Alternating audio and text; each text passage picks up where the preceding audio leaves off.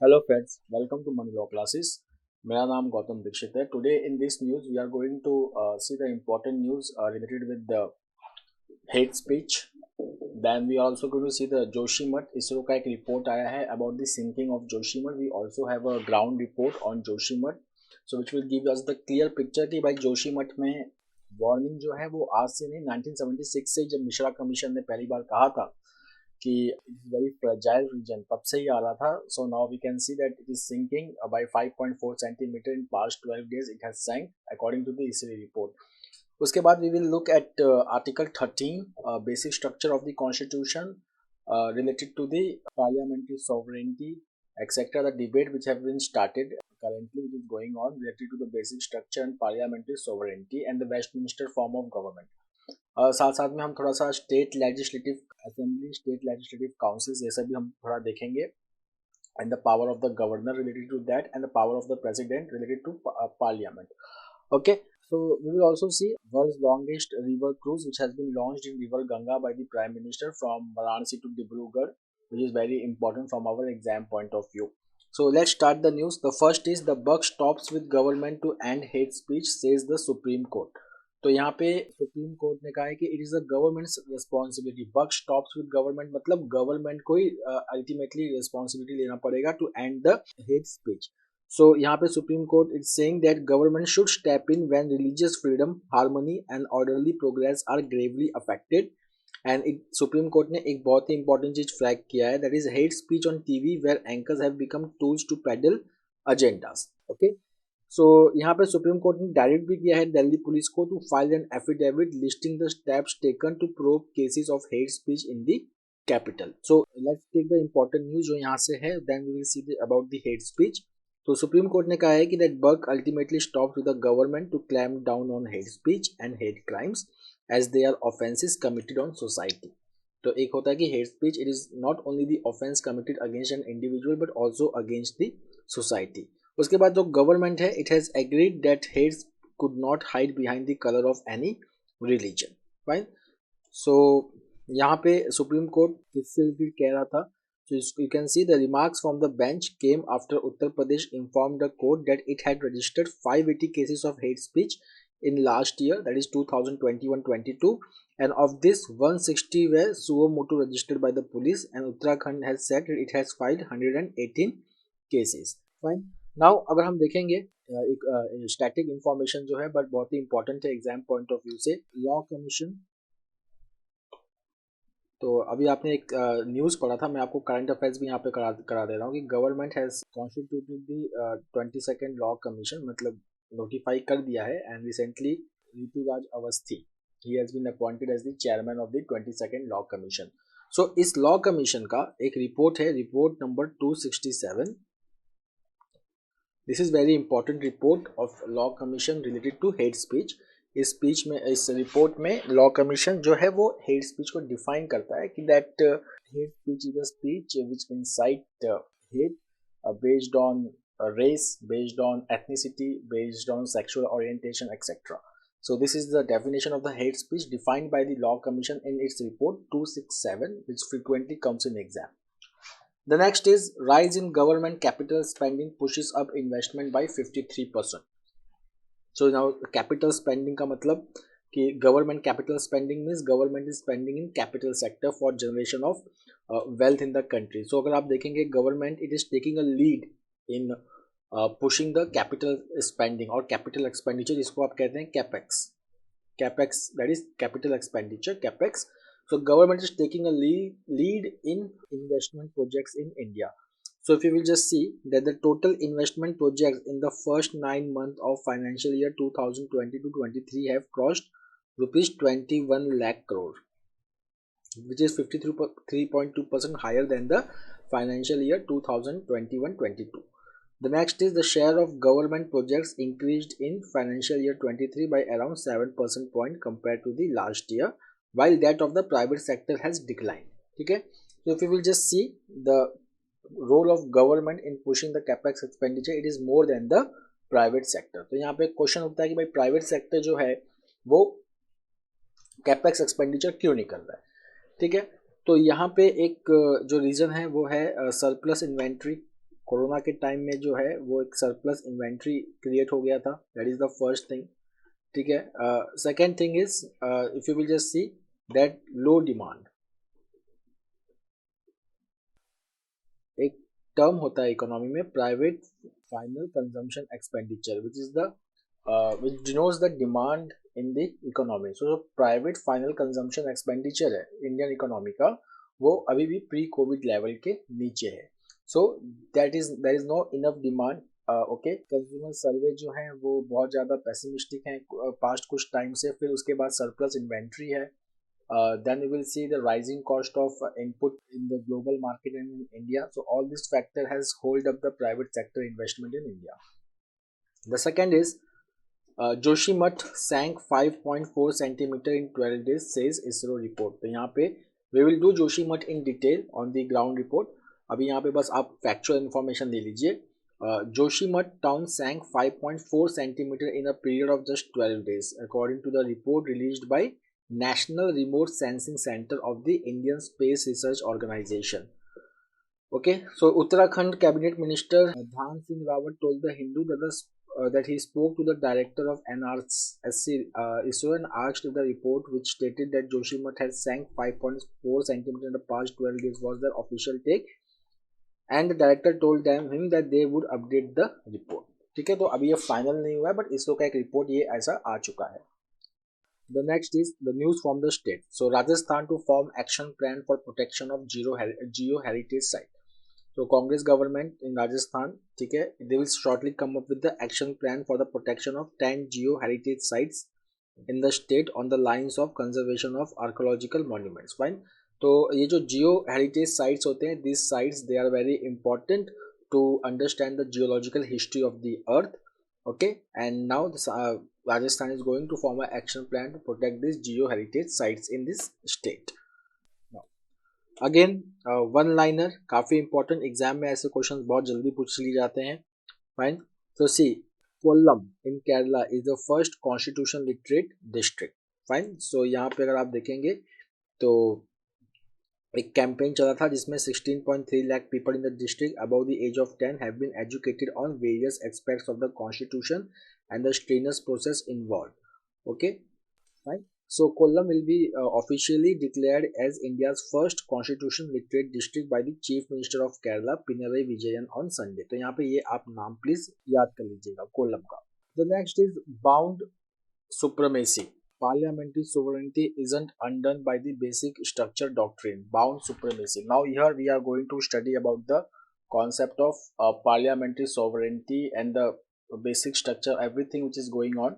तो यहाँ पे अगर हम देखेंगे तो let's have some basic information first. पहली बात तो एक जो term use करते हैं हम लोग, that is called as basic structure.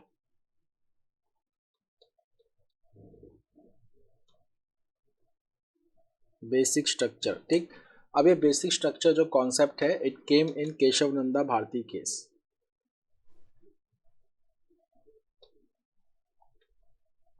ठीक है, इस केस के अंदर सुप्रीम कोर्ट ने कॉन्सेप्ट दिया था बेसिक स्ट्रक्चर का, Kesavananda Bharati case 1973। Now what is this basic structure? Basic structure means the core values of the constitution which can not be changed even after passing the constitutional amendment act by the parliament. Okay, for example, here we are discussing about National Judicial Appointment Commission. तो जो National Judicial Appointment Commission था, this commission was set up by the 99th Constitutional Amendment Act. तो parliament ने एक constitutional amendment act पास किया, that is called as 99th Constitutional Amendment Act, that is called as National Judicial Appointment Commission, NJAC. Now, if you will just see कि यहाँ पे supreme court ने फिर एक साल बाद, that is in 2015, supreme court ने इसको वॉइड डिक्लेयर कर दिया। क्यों वॉइड डिक्लेयर किया? Just because it was violating the basic structure of the constitution. Now which basic structure was getting violated, that is independence of judiciary, which is one of the basic structure. तो अब ये ultra wide declare हो गया। तो यहाँ पे अब अगर आप देखेंगे तो पार्लियामेंट ने पास किया, बट सुप्रीम कोर्ट ने उसको नल एंड वॉइड डिक्लेयर कर दिया because it is violating the basic structure. तो यहाँ पे जो हमारे वाइस प्रेसिडेंट हैं जगदीप धांकर, उन्होंने ये कहा था कि पार्लियामेंट्री सोवरेंटी इज सुप्रीम। अभी जो पार्लियामेंट्री सोवरेंटी जो एक कॉन्सेप्ट है, ये जो कॉन्सेप्ट है ये वेस्टमिनिस्टर मॉडल ऑफ गवर्नमेंट का है, दैट इज ब्रिटिश पार्लियामेंट का एक प्रिंसिपल है। ब्रिटिश पार्लियामेंट में अगर आप ब्रिटिश पॉलिटी में देखेंगे तो वहाँ पे constitution is not supreme, parliament is supreme, तो वहाँ पे पार्लियामेंट्री सोवरेंटी चलती है। Okay, but now this article it says that जो पार्लियामेंट्री लेजिस्लेशन है इंडिया में, it is limited by two things. One is judicial review. देखिए अगर आप इंडिया में देखेंगे तो इंडिया में ये पार्लियामेंट्री सोवरेंटी के कॉन्सेप्ट से ज़्यादा सुप्रीमेसी ऑफ कॉन्स्टिट्यूशन ज़्यादा चलता है। Okay, supremacy of constitution means यहाँ पे कॉन्स्टिट्यूशन ने काफ़ी सारे चेक्स एंड बैलेंसेस एस्टेब्लिश किए हैं, क्वाइट चेक्स एंड बैलेंसेस। तो यहाँ पे चेक्स एंड बैलेंसेस जो हैं, यहाँ पे ये होता है कि यहाँ पे फिर ना जुडिशरी सुप्रीम है, ना पार्लियामेंट्री सुप्रीम है, ना एग्जीक्यूटिव सुप्रीम है, there are checks and balances. तो that is the supremacy of the constitution. Now यहाँ पे फिर ये आता है कि जो पार्लियामेंट का जो लेजिस्लेटिव पावर है, the legislative power of parliament, it has two limitations. One is judicial review itself, ठीक है, one is judicial review itself which flows from article 13, ठीक। The next is the concept of basic structure, the concept of basic structure, ठीक। Now why there was a need of basic structure first of all, ठीक है। So imagine a situation कि there is not a concept of basic structure, ठीक है। अगर आप article 13 देखेंगे तो आर्टिकल 13 में सुप्रीम कोर्ट ने केशव नंदा भारती केस में भी क्लियर किया है कि constitutional amendment act, okay, constitutional amendment act, it is not a law under article 13, ठीक। नॉर्मली आर्टिकल 13 में ये है कि any law which is violating the part 3 of the constitution, that is the fundamental right वाला part, तो it will be declared as null and void, fine. But constitutional amendment act will not be considered as a law, but constitutional amendment act will not be considered under law, but it has a limitation that it cannot violate the basic structure. So this has helped Supreme Court in invalidating those constitutional amendment act which tried to change the basic structure or core values of the constitution, which is necessary to safeguard the constitution and its values, ठीक है। अब यहाँ पे अगर आप देखेंगे judicial review जो article 13 से फ्लो होता है, ठीक है, and basic structure, this have always help to maintain the check and balances as envision by the constitution. अगर आप इमेजिन कीजिए कि पार्लियामेंट में किसी एक पॉलिटिकल पार्टी की मेजोरिटी है, ठीक है, तो they can pass those amendments, okay, because without the concept of basic structure का, बेसिक स्ट्रक्चर का कॉन्सेप्ट नहीं है, और अगर पार्लियामेंट में मेजोरिटी किसी पार्टी की बहुत ज़्यादा है, so they can pass those amendments which suits them, okay, or which may change the core value of the constitution also. So Supreme Court has been able to safeguard the constitutional values based on the basic structure, right? So let's see this statement which clear the meaning of the basic structure, that is the main purpose of the doctrine is to ensure that some fundamental features of the constitution are not legislated out of existence. The next is more than just an address. Now we are coming to Article 87, Article 87 and Article 176, ठीक है, that is about the address. तो let's clear something, some basics. जब भी election के बाद जब नया parliament seat करता है, जब सेशन उसका स्टार्ट होता है, तो जनरल इलेक्शन के बाद जो पहला सेशन होता है, that has to be addressed by president, okay, under article 87. Then president also has to address the parliament when the first session of a year starts, okay. तो दो कंडीशन में under article 87 president speech is made or special speech is made. Similarly governor has also the same power under article 176. Now from where this convention has come in our constitution? So this convention has come from the United Kingdom. So we normally say that in India the political structure which we have adopted, it is based on the British system which is called as Westminster form of government, okay, or it is also called as Westminster model of parliamentary democracy. तो अगर आप देखेंगे कि ये जो practice है which has been defined under article 87 and article 176, it was adopted on May 18, 1949. तो इसके अंदर क्या है, if you will come here that the president has to inform parliament of the causes of its summon. Then Article 87 of the Indian Constitution requires the President to make a special address to both houses of Parliament assembled on the commencement of the first session of each year. ठीक है, जैसे कि normally ये जो time है ये budget session का time होता है.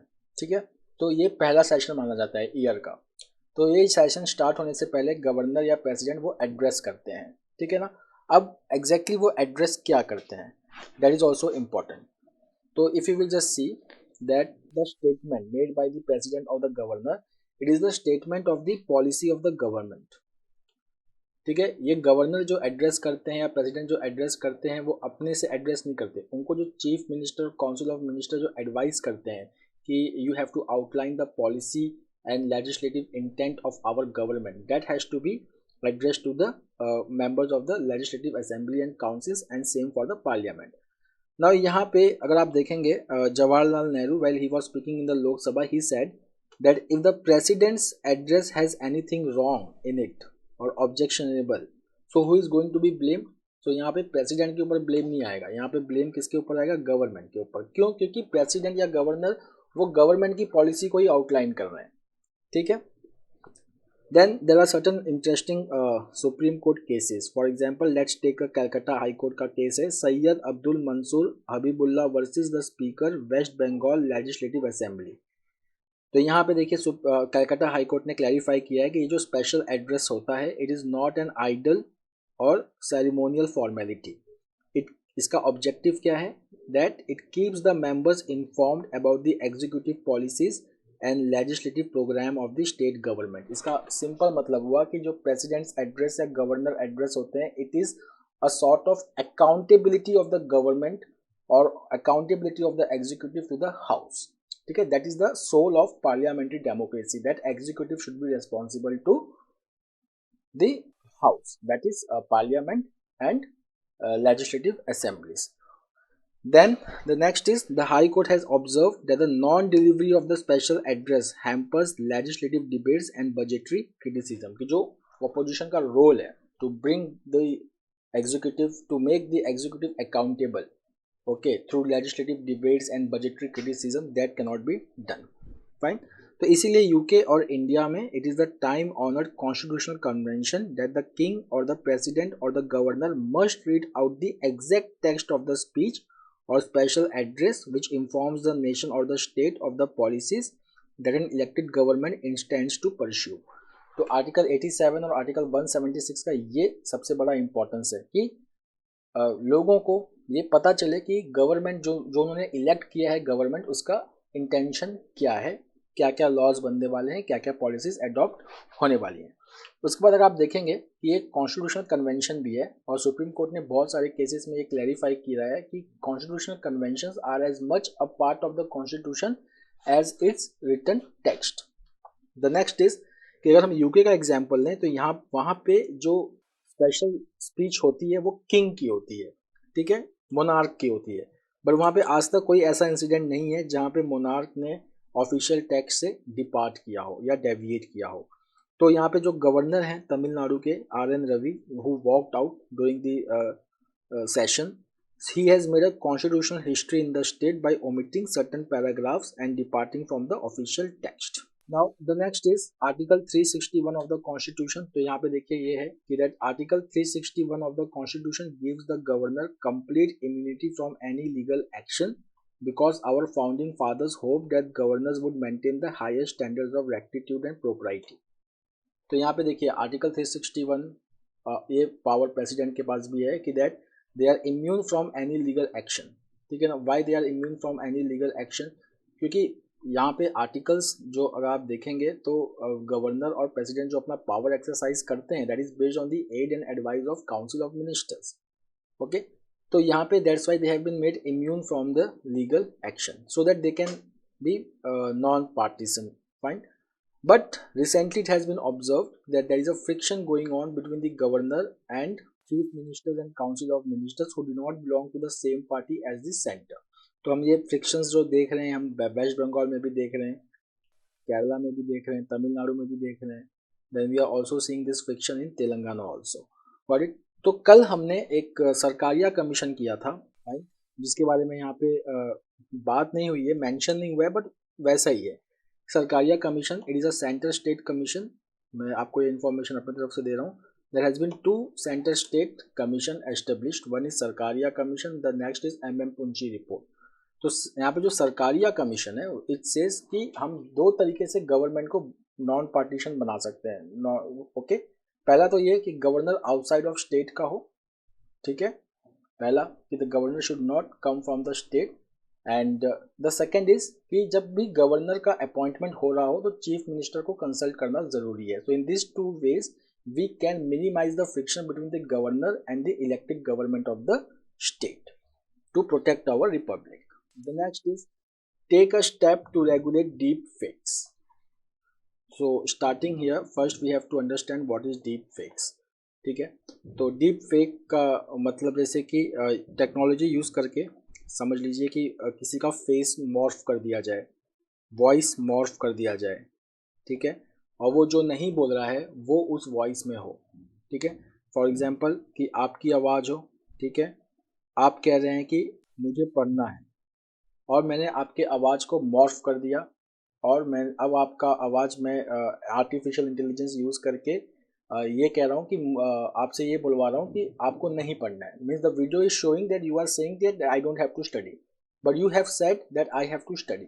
So this type of things using the artificial intelligence is called as deep fakes.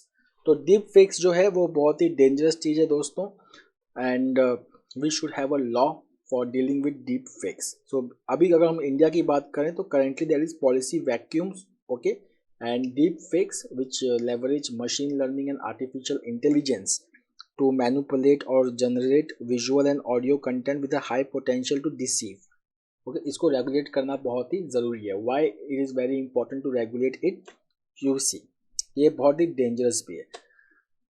Now see the first is deep fake को यूज़ किया जा सकता है to spread misinformation and propaganda, ठीक है, कि फेक वीडियोस बना के किसी एक पर्टिकुलर मिस इन्फॉर्मेशन को स्प्रेड किया जा रहा है। फॉर एग्जांपल कि कोई भी अगर अथॉरिटी में है और वो उसने वो बात नहीं बोली है, पर वो बोल दे जा रहा है कि मॉर्फ वीडियो बना के ये दिखाया जा रहा है लोगों को कि उस अथॉरिटी पर्सन ने ऐसा बोला है। तो क्योंकि कोई भी पर्सन अगर अथॉरिटी में है, अगर वो कुछ बोल रहा है तो उसका एक असर पड़ता है। Okay, so deep fake videos can easily be use to spread misinformation and propaganda. Then deep fake जो है it can create a very embarrassing situation, especially deep fake pornographic material, okay, that is again a dangerous part. Third is that deep fakes can be used for committing financial fraud. तो recently कुछ scammers लोगों ने एक software use किया powered by artificial intelligence to trick the CEO of a UK energy company over the phone into believing that he was speaking with the head of the German parent company, ठीक है। तो अब यहाँ पे क्या हुआ कि सीईओ को बोला गया कि यू ट्रांसफर मनी, तो सीईओ ट्रांसफर यूरो 2,20,000। यहाँ पे क्या हुआ कि सीईओ जो थे उनको लगा कि मैं अपने बॉस से बात कर रहा हूँ, ठीक है, पर वो अपने बॉस से बात नहीं करते और उन्होंने 2,20,000 यूरो ट्रांसफर भी कर दिया, ये समझ के कि मेरे बॉस ने मुझे बोला है। फाइन, नाउ डीप फेक्स का और क्या यूज हो सकता है। तो डीप फेक्स जो है वो और इस तरीके से हो सकता है कि that first is that it can be use to influence election. तो ऐसा ताइवान में हो चुका है, ठीक है। तो ताइवान ने रिसेंटली अब क्या एक अमेंडमेंट अप्रूव किया है to punish the sharing of deep fake videos और इमेजेस। तो ताइवान को कंसर्न है कि चाइना जो है it can spread the false information to influence the public opinion and manipulate the election outcomes. Fine, तो अगर चाइना ताइवान के साथ कर सकता है तो इंडिया के साथ भी कर सकता है।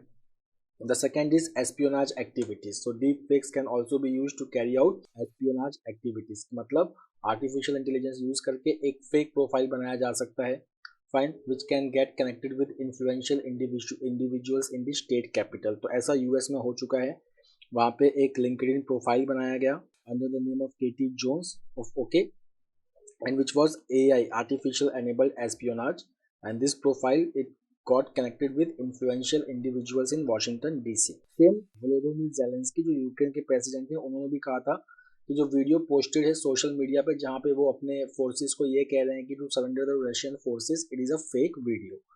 Fine. Then deep fake could be used to produce inflammatory material, ठीक है, such as video which shows that armed forces or the police are committing crimes in the areas of conflict, like all those things. Fine. Then it can also be used by terrorists to radicalize the population, recruit the terrorists, or incite violence in any area. The next is that do we have a proper law to deal with it? तो यहाँ पे the author is saying that same thing कि अगर हम India में देखें तो हमारे पास एक कॉम्प्रिहेंसिव लेजिस्लेशन नहीं है डीप फेक का. We just have few provisions under Indian penal code, then information technology act 2000, then section 500 of IPC which provides punishment for deformation. ठीक है. सो यहाँ पे डिफॉर्मेशन को यूज करके हम डीप फेक को टैकल कर रहे हैं, बट हमें डीप फेक के लिए अलग से एक लॉ चाहिए. Then there are certain sections under Information Technology Act like section 67 and 67A which punish sexually explicit material in explicit form.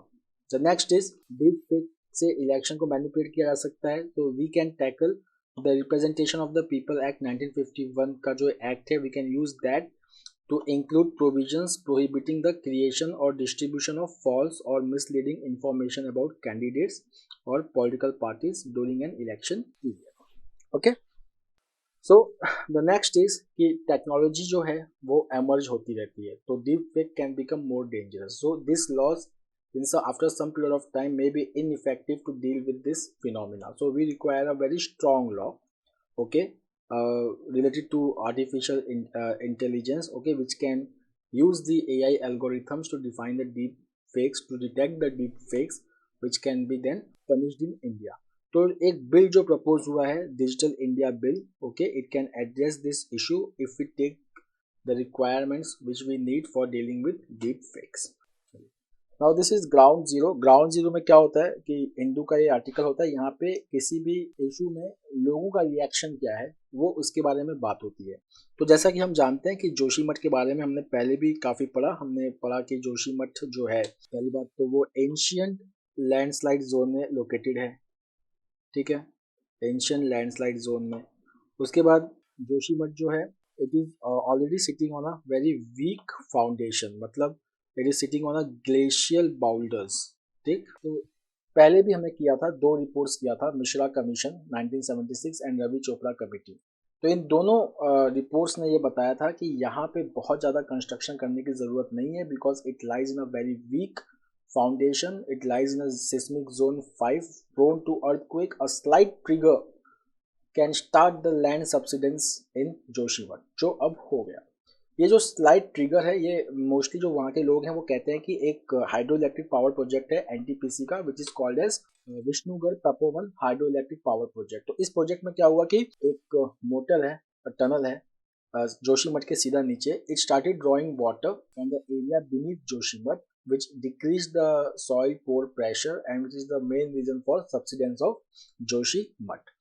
Second reason is कि recent years में जोशीमठ में rampant construction हुआ है because जोशीमठ है, you can consider Joshimath as a gateway to Badrinath, then चार धाम यात्रा, then it is also a gateway to Hemkund Sahib. Then if you want to go to Mana pass, एक यहाँ पे लिखा नहीं है, मैं आपको बता दे रहा हूँ, Mana pass, it is located on Indo China border, it is a pass to Tibet. So you should go through Joshimath. तो it means Joshimath is also important for army, तो यहाँ पे आर्मी का कैंट भी है. Then it is also very much near to valley of flowers Nanda Devi biosphere reserve. तो यहाँ पे रैम्पेंट कंस्ट्रक्शन हुआ flouting the ecological norms of the area. So anthropogenic factors, एक तो जियोलॉजिकल फैक्टर्स तो था पहले से, उसके बाद anthropogenic factors like widening of road, building of hydro electric power projects, then rampant construction. उसके बाद एक क्लाइमेटोलॉजिकल फैक्टर भी है, वो क्या है, हैवी रेनफॉल. अगर कोई भी एरिया अगर वो लैंडस्लाइड एरिया में आता है, ठीक है, और वहाँ पे अगर हैवी रेनफॉल हो गया, that heavy rainfall can cause the subsidence of land in that area. So this have been the reasons for land subsidence in Joshimath. Fine. उसके बाद वहाँ पे जोशीमठ बचाओ संघर्ष समिति है which is fighting this fight with government. वहाँ पे जो लोग हैं वो जो डिमोलिशन के अगेंस्ट चल रहे हैं, क्योंकि वहाँ पे अथॉरिटी ने कहा है कि जितने भी बिल्डिंग्स वीक हो गए हैं या डेंजरस स्ट्रक्चर हैं उनको डिमोलिश किया जाएगा and people are protesting against that. The next is if you will just see the important points over here, आपको जो नोट करना है जो मैंने डिस्कस कर लिया है. इन 2016 the central government started the 9,474 crore Char Dham road widening project with the aim of improving the connectivity for Kedarnath, Badrinath, Yamunotri and Gangotri temples in Uttarakhand. तो इसकी जो है इकोलॉजिकल असेसमेंट चेक करने के लिए सुप्रीम कोर्ट ने एक committee बैठाया under environmentalist Ravi Chopra which is called as high powered committee headed by Ravi Chopra. जो रवि चोपड़ा जी हैं he resigned in January 2022 citing that he saw the disgradation of the Himalayas. उन्होंने कहा कि जो चार धाम प्रोजेक्ट है ये कुछ नहीं, ये हम हिमालय को डिस्ट्रॉय कर रहे हैं. Fine. Then if you will just see that Uttar Pradesh, जब उत्तराखंड उत्तर प्रदेश का पार्ट था तो उत्तर प्रदेश गवर्नमेंट ने एक 1976 में कमेटी बैठाई थी under MC Mishra. He was the Garhwal commissioner at that point of time. तो उन्होंने कहा था कि दैट जोशीमठ जो है it is a landslide affected area and यहाँ पे टाउनशिप नहीं बनना चाहिए.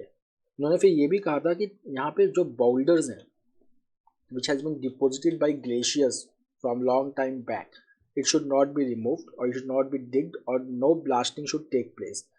और उन्होंने कहा था कि यहाँ के हिल स्लोप्स भी काफ़ी कमज़ोर हैं तो उनको स्ट्रॉन्ग करने के लिए we need plantation and there should be no tree cut and no mining within a radius of 5 kilometre. The next thing which he highlighted and which was very important was proper drainage facility. देखिए अगर drainage facility ज़्यादा नहीं है और आप पानी ऐसे ही discharge कर रहे हो तो वो सॉइल में सीप करता है और फाउंडेशन को वीक करता है. तो इन्होंने कहा था कि that Joshimath has poor drainage facilities which can lead to landslide and government must plan for proper drainage and sewage system. That is also very important. Okay. अब उसके बाद देखिए अगस्त 2022 में एक टीम थी led by Piyush Rautela who is the executive director of the state disaster management authority. He conducted a survey of Joshimath. तो उन्होंने कहा कि we believe that due to erosion in the Alaknanda river bank below Joshimath, water is getting absorbed in the ground because of lack of sewage and drainage system.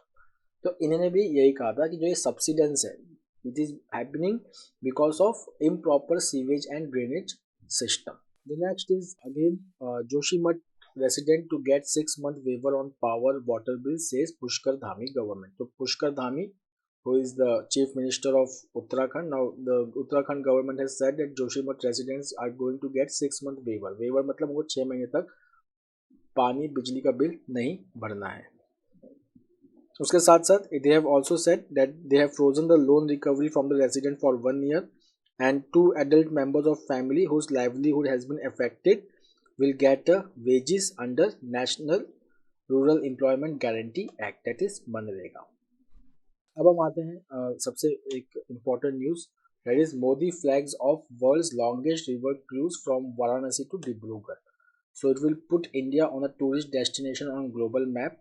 Okay. तो यहाँ पे एक MV Ganga विलास launch किया गया है maritime vehicle Ganga Vilas MV Ganga Vilas that is set to cover 3,200 kilometre in 51 days.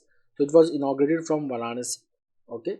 And now यहाँ पे जो है it is a longest river cruise from Kashi to Dibrugarh.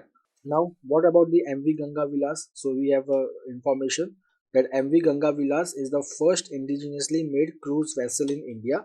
It has 3 decks, 18 suites on board with a capacity of 36 tourists. Fine.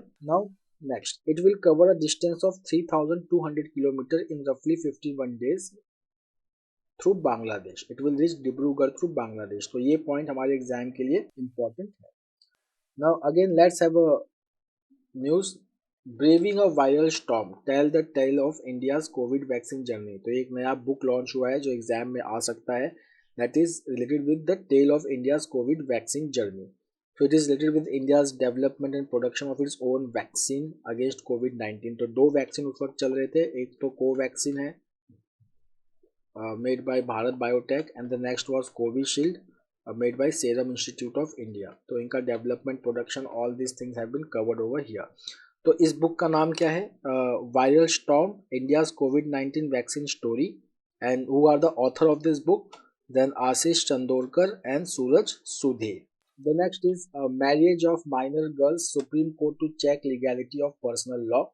तो यहाँ पे अगर आप देखेंगे कि किसी किसी पर्सनल लॉ में girls they are allowed to marry as young as 15 years, ठीक है। पर अगर अब हम एक्ट्स को देखेंगे, like prohibition of child marriage act, वो 18 ईयर्स रखता है, ठीक है ना। फिर उसके बाद अगर आप देखेंगे prohibition of children from sexual offences act, वो भी कहता है कि अगर 18 साल के नीचे अगर किसी लड़की के साथ पेनिट्रेटिव सेक्स होता है even with her consent, that will be treated as rape. So this things are going against this laws. उसके साथ साथ अगर आप देखेंगे तो prohibition of child marriage amendment bill 2021, it has sought to amend the prohibition of child marriage act 2006, ठीक है। कैसे? So it is going to increase the minimum age of marriage for women from 18 years to 21 years. So यहाँ पे supreme court के सामने जो petition आया है which has been filed by National Commission for Protection of Child Rights, which is a statutory body established in 2005 under Protection of Child Rights Act 2005, and the chairman of the National Commission for Protection of Child Rights is Priyank Kanungu. So the Supreme Court is going to examine this particular thing. The next is a Soul of Steel challenge to be launched in India. So the challenge, which is based on the Ironman triathlon, long distance triathlon challenge in Europe. तो ये challenge क्या करेगा? The challenge, it will test one's high altitude endurance. It will be undertaken in Uttarakhand. Or who is spearheading this venture? Then that is Claw Global, run by veterans and is being supported by the Indian Army. तो अब इस expedition में क्या है, अगर आप देखेंगे it will be launch on January 14, that is today, and there will be 12 Indian participants and 6 international teams between the age group of 18 and 30 years, and it will be spread across 3 months. The next is panel on SC status for Dalit converts await staff budget. So Dalits who have converted to Christianity and Muslim, they are not given SC status in India. So they have protested against this. They have this long pending demand that they should be granted the SC status. तो उनका वो study करने के लिए government ने कुछ महीने पहले एक पैनल बनाया था which was headed by KG Balakrishnan, who was the former Supreme Court, who was the former Chief Justice of India, ठीक है। But it has been given 2 years to complete the study of this granting SC status for Dalit converts, but there has been no staff and budget allocated for the same. Now, the next is again new developments. We have to cover this new development एक एक line में बस cover करना है। For example exam में अगर question आ गया कि recently in January 2023 Russia has claimed capturing which of the following town of Ukraine, so the name will be Soledar, okay, Soledar. तो ये जो लड़ाई है रशिया यूक्रेन के बीच में, ये स्टार्ट हुई है 24 फरवरी 2022 से और अभी तक ये चल रही है। Then the next is Sri Lanka decides to cut its army by half. So Sri Lanka, which is facing its worst economic crisis, our external affairs minister, he is going to visit Sri Lanka to discuss the economic issues and other issues, especially the pending economic and technical cooperation agreement with Sri Lanka. Okay, so now Sri Lanka has decided to slash its military to rein in the budget of the military. Fine. So it will retire 65,000 soldiers from its 2 lakh strong army over the year. The next is India's trade deficit with China races beyond $100 billion. तो यहाँ पर अगर हम देखेंगे कि India और China का जो बायलैटरल ट्रेड है that is $135.98 billion, but export from China has increased, okay, but if you will just see export from India has declined. So if you will just see that India's exports to China has fell in 2022, but Chinese goods coming to India, it has increased by 21%. So because of this, what has happened is now the trade deficit between India and China is beyond 100 billion mark. Okay, so what is trade deficit? So if you will just see the trade deficit, it is simply the difference between import and export. That is called as trade deficit. We study trade deficit in larger concept called as balance of payment, ठीक है ना। तो balance of payment में अगर आप देखेंगे current account होता है, कैपिटल अकाउंट होता है, ठीक है ना। तो करंट अकाउंट में ही विजिबल इनविजिबल होते हैं, तो विजिबल में आता है आपका ट्रेड डेफिसिट। उसके बाद इंडिया का forex reserve is currently now $56.58 billion and it has fallen by $1.27 billion. Now Australian open start होने वाला है. ऑस्ट्रेलियन ओपन, जिसको हैप्पी ग्रैंड स्लैम भी कहते हैं, it is a part of grand slam. ठीक है, ग्रैंड स्लैम में 4 टूर्नामेंट आती है, टेनिस टूर्नामेंट होता है ये. एक तो ऑस्ट्रेलियन ओपन, फिर यूएस ओपन, फिर विंबलडन यूके में होता है ये, एंड देन ये फ्रेंच ओपन. ठीक, so the year starts from Australian open. तो लास्ट टाइम ऑस्ट्रेलियन ओपन में नोवाक जोकोविक पार्टिसिपेट नहीं कर पाए थे because he was unvaccinated, but this time he is going to participate in Australian open. Okay, फिर उसके बाद हॉकी रिलेटेड न्यूज़. तो world cup hockey it is going on in Odisha.